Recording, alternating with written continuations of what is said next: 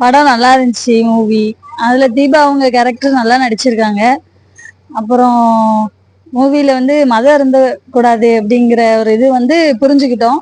அப்படி அருந்தனா இப்படிதான் கிராமத்துல இப்படிதான் நடக்குது, இன்ன வரைக்கும் நடந்துகிட்டு இருக்கு.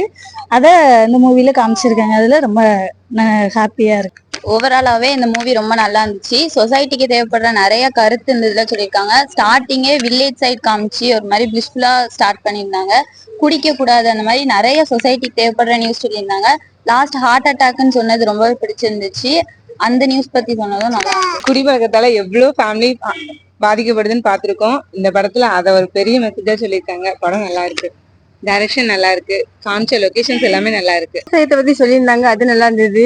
தண்ணி ட்ரிங்க்ஸ் பண்ணக்கூடாதுன்றாங்க, அது நல்லா இருந்தது. எல்லாமே நம்ம இப்போ தேவைப்படுற மாதிரி எல்லாமே சொல்லியிருந்தாங்க. எல்லாமே நல்லா இருந்தது, எல்லாமே நல்லா பிடிச்சிருந்துச்சு படம்.